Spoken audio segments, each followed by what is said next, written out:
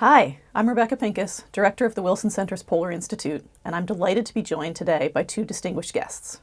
Here with me in the studio is Ambassador Mikko Hautala of Finland and Ambassador Anniken Krutnes of Norway, who both arrived here in Washington, D.C. in 2020. After 4 momentous years, they are both departing their posts this summer, hopefully to get some well-earned rest. Ambassador Hautala, Ambassador Krutnes, thank you so much for joining me as you prepare to leave Washington, D.C. Thanks. We invited you here today to reflect on your time, so let's dive right in. The first question is that 2 years ago, you were here in Washington when Russia launched a brutal, illegal, and full-scale invasion of Ukraine. How did that change your work? Ambassador Hautala, first to you. Well, of course, Ukraine became, I would say, the foreign policy topic number one, of course, overnight. We had been watching that quite closely before the attack.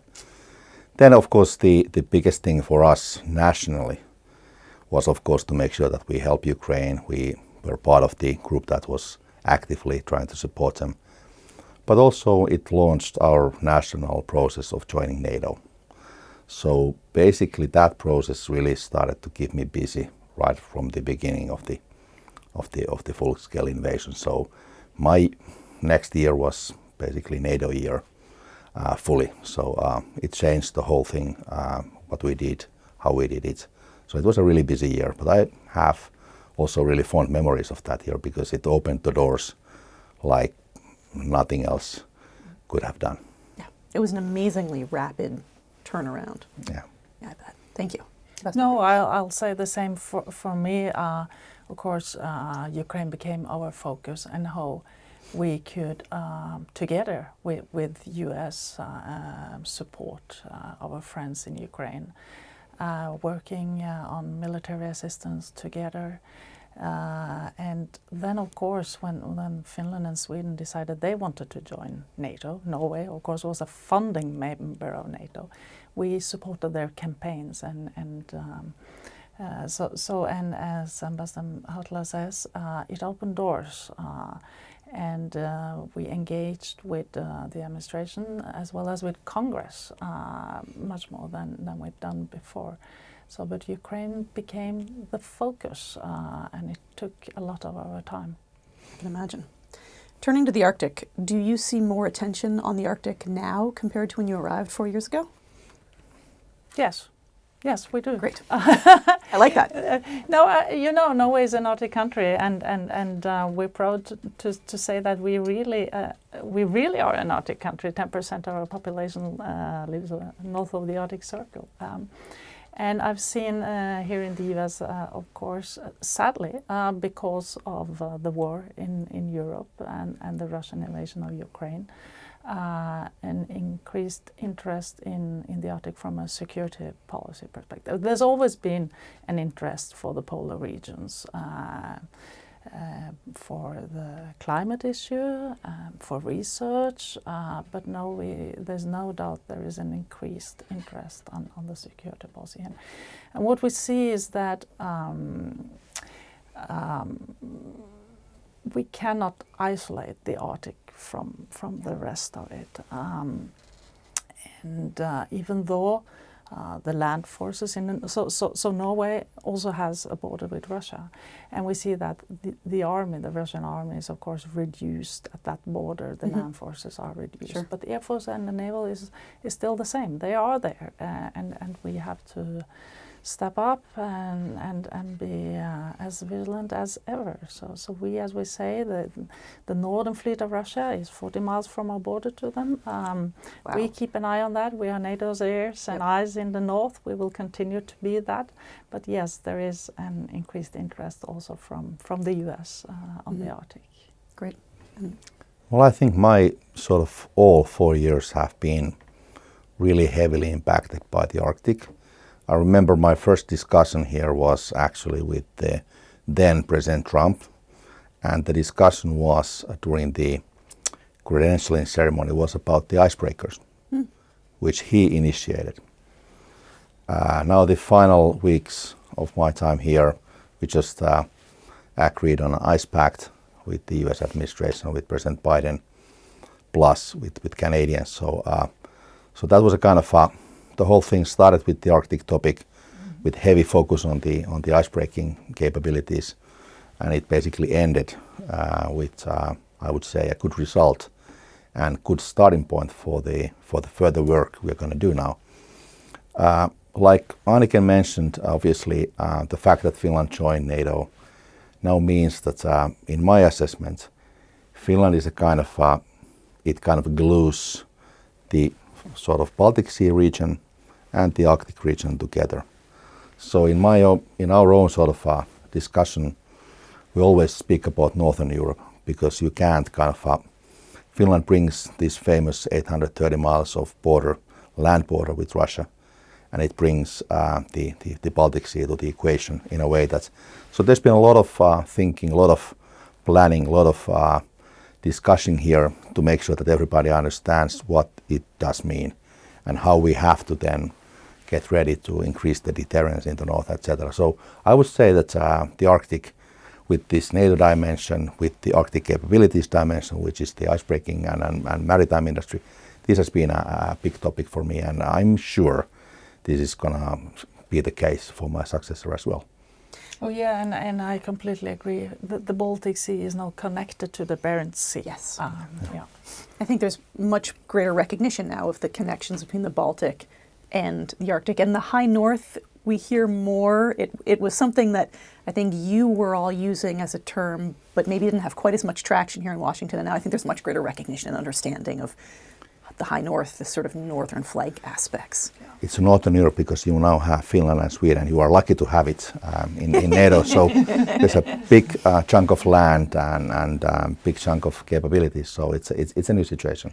And we are extremely happy to see Finland and Sweden in NATO. It will make us all stronger and safer together. Absolutely. Yeah. Great.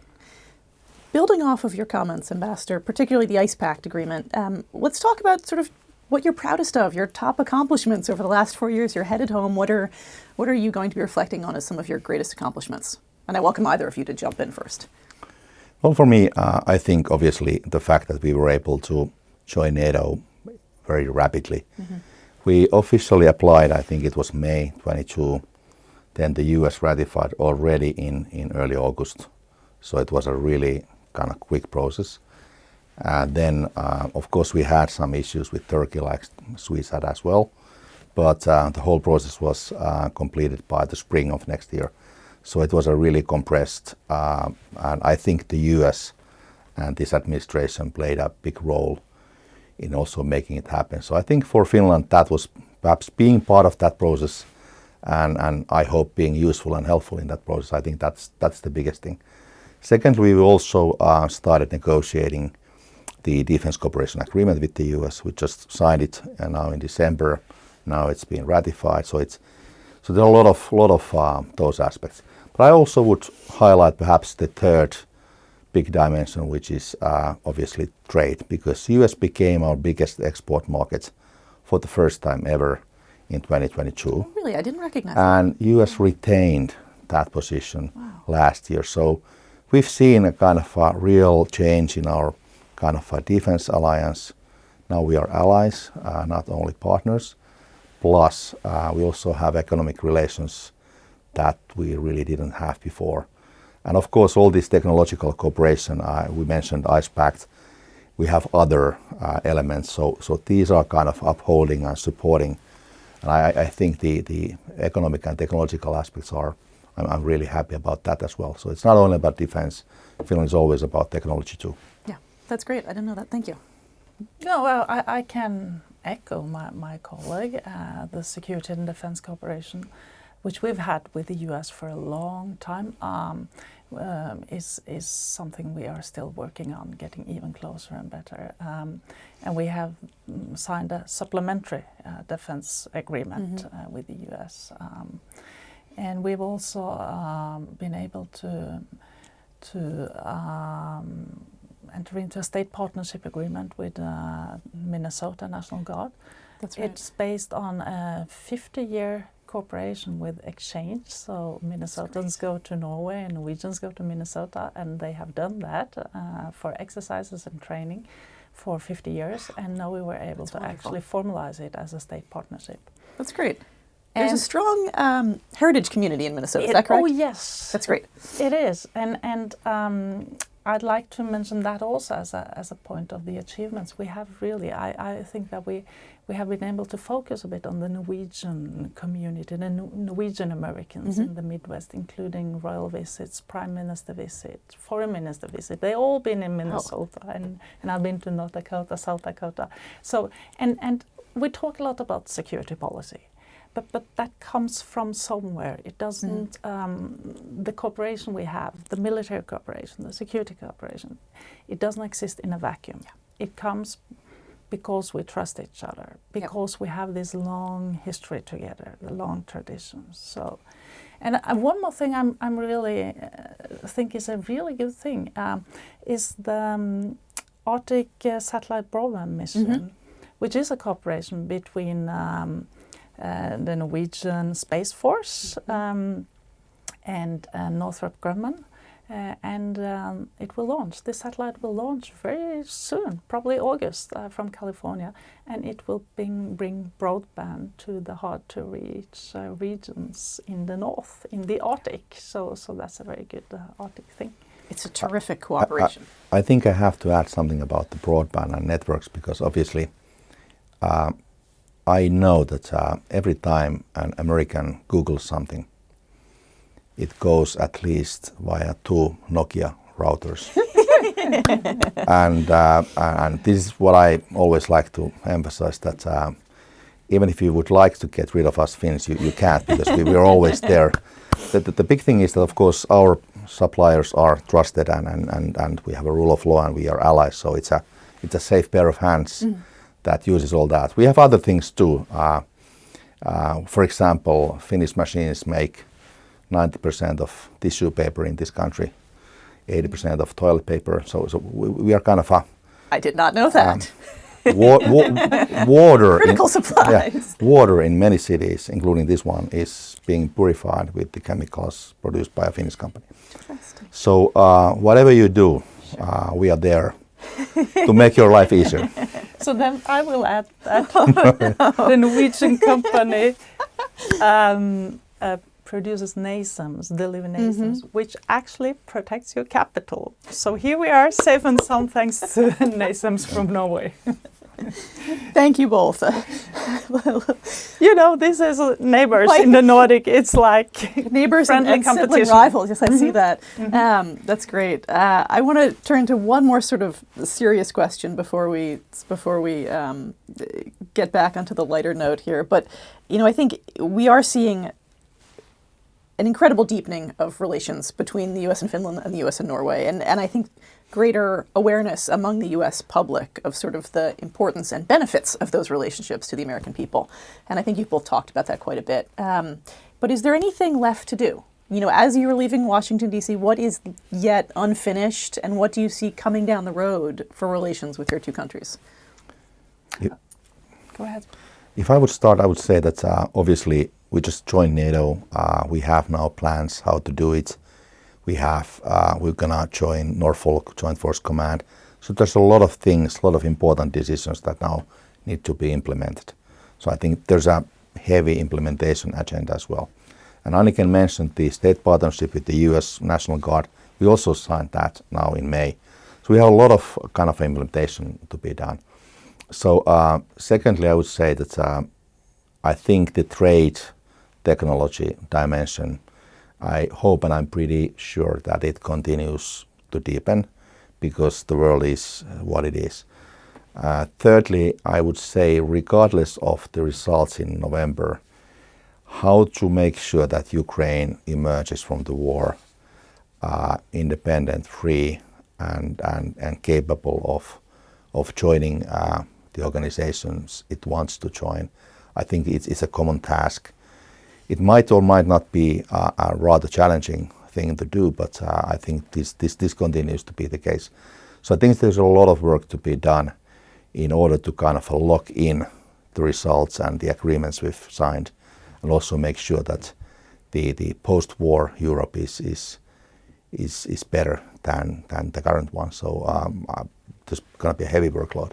Yeah, absolutely. Yeah, I completely agree to the last one. Ukraine is unfinished business, as we all know.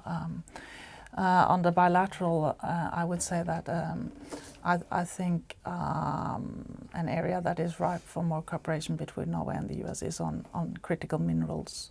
Norway has very many of the critical minerals we need for a green transition. And we would like to have a closer cooperation, including a critical mineral agreement with the US on that. Let me also mention that Norway is probably the producer of the greenest aluminum in the world, and we would like, of course, to see the tariffs on that being lifted as part of a trade that allows for allied partners to go greener together. I think if we want this green transition to happen, we cannot be too protectionist, but work together as allies. Can I add on aluminium? There's a Finnish company that runs one of the biggest aluminium factories in the US.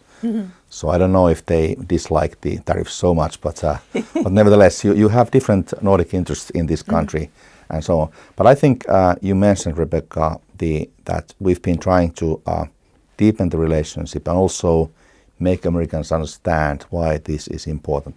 I think very important point from our side is that we really want to explain and show our American friends that we actually carry the responsibilities that we have taken. We are currently spending 2.3, 2.4%. We are investing heavily in the defense. We do understand that this is a common joint undertaking, so we try to make sure, and I think we've done it clearly, that there are no free riders. We will absolutely contribute, and this is very important for people to understand that we are not a burden. We are an increase of the resources. Absolutely. Thank you.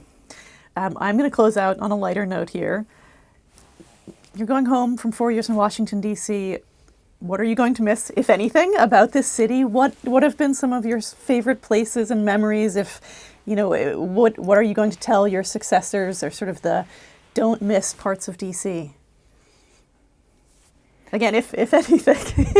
So well, it was different when we came because it was during the pandemic. So sure, it was right. It was a very quiet city, and very little traffic. And I enjoyed biking everywhere. I'm still biking everywhere, but I have to be a bit more careful because there are more cars. Yes. So I think I will miss. I mean, I will miss the daily life. I live in an area where you can just go out your door and go for a jog in the neighborhood. It's green. It's a green city. It's a very livable city.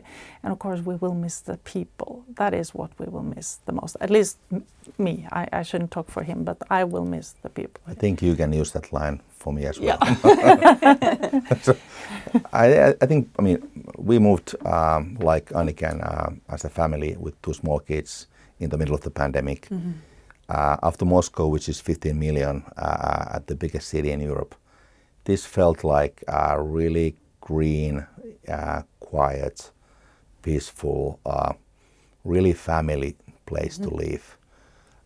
So very close to Finland in terms of the noise levels and traffic levels. So the first impression was really, really nice. I think my fondest memory actually comes from the last couple of weeks because we did travel actually from here to the West Coast and back in a car. Wow. And classic American road trip. Yeah, I would say that that was even more than a classical because it's like doing it twice. We went to the west, to the north, then came back to the south. So understanding and seeing and feeling the dimensions of this country, the size, the differences, the diversity, and kind of the overall impression is more important than just some single bites of it. But that was really, and I think I will have a lot of things to go through for the next couple of years from that travel, and everything went absolutely nice and safe and with zero hassle anywhere. That's wonderful. So I would also encourage my successor to travel, and I would say you don't have to do a 3 weeks epic journey. You can just take a day trip to Pennsylvania. which is so diverse, and you will see a little bit of America, but don't just stay here in DC, get out a little bit. The U.S. is a big, very diverse country. Yeah. It is. We see a very small bit of it from here in Washington, but there's a lot to see here. Yeah. You know, my feeling when driving is that Finland is one of the actually biggest countries in Europe in terms of size, and you can actually drive from Helsinki to Norway within one day, more or less. Here you drive a week and you are like halfway. Okay, this is a big country. Yes, it is. It's a continent. Yeah. Well, both of you, Ambassador Hautala, Ambassador Krutnes, thank you so much for taking the time to come in today on your way home after spending 4 years in Washington. Thank you also for the 4 years of care and effort you have put in to maintain and grow the ties between the U.S. and Finland and the U.S. and Norway. You know, in my line of work, I see the tremendous importance of your countries to the United States quite clearly because I focus on the Arctic region, but I know you have done so much work to raise that awareness among the general public and among the broader community here in DC, and so thank you for that. You've seen unprecedented times, and I hope you both get a bit of a break now. I understand that you're moving on to next challenges that will also be demanding, but I'm sure this time in DC will stand out, and I want to thank you again. No, thank you, and thank you, Rebecca, for what you do for the Arctic. Thank you. Thank you, and looking forward to continue this good cooperation. Great. Thank you so much. Thanks.